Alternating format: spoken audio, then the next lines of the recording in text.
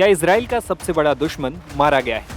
क्या Hamas chief Yamaha Sinwar का खात्मा हो चुका है?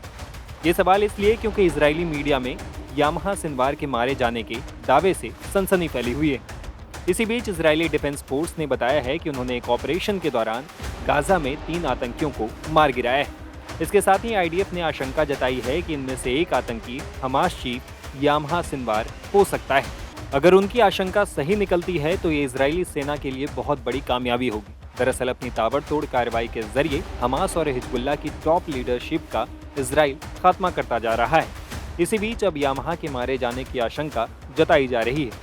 फिलहाल इजरायली सेना पहचान करने में जुटी हुई है कि हमले में मारा गया आतंकी सिनवार ही है या कोई और। लेकिन हमले में मारे आतंकियों की तस्वीरों के आधार पर इजरायली मीडिया सिनवार के मारे जाने का दावा कर रही है। बता दें कि सिनवार को अगस्त में ही हमास चीफ बनाया गया था। 31 जुलाई को तेहरान में इस्माइल हानिया की मौत के बाद यामाहा सिनवार को हमास की कमान सौंपी गई थी।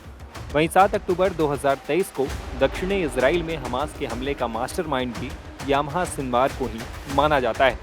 हमास के इस हमले में करीब 1200 इजरायली मारे गए थे। इसके बाद से ही हमास के खात्मे के लिए इजराइल लगातार ऑपरेशन चला रहा है और अब सिनवार के मारे जाने की खबर आ रही है। इन खबरों के बीच मामले को लेकर इजरायली डिफेंस फोर्स ने सोशल मीडिया पर एक पोस्ट किया है। इसमें बताया गया, गाजा में इजरायली डिफेंस फोर्स यानी आईडीएफ के एक ऑपरेशन के दौरान 3 आतंकी मारे गए हैं। आईडीएफ और आईएसए इस संभावना की जांच कर रही है कि मारे गए आतंकियों में से एक यामाहा सिनवार हो सकता है। अब तक आतंकियों की पहचान नहीं की जा सकी है। जिस बिल्डिंग में आतंकियों को मार गिराया गया है उस इलाके में बंधकों के होने के कोई सबूत नहीं मिले हैं। उस इलाके में हमारी फोर्स जरूरी सावधानियों के साथ ऑपरेशन चलाना जारी रखेगी। अब अगर सिनवार की मौत की पुष्टि हो जाती है तो हमास के साथ साथ पूरे मिडिल ईस्ट पर इसका बड़ा प्रभाव पड़ेगा। बता दें कि सिनवार हमास की सैन्य रणनीति का एक प्रमुख व्यक्ति है। उसकी मौत से हमास नेतृत्व विहीन हो सकता है क्योंकि गाजा में सिनवार से बड़ा कोई भी हमास का लीडर नहीं है। सिनवार ही गाजा में हमास को पूरी तरह कंट्रोल करता है। इजराइल ने गाजा युद्ध में बंधकों को छुड़ाने और हमास को खत्म करने के साथ साथ यामाहा सिनवार को मारने का लक्ष्य बनाया हुआ है।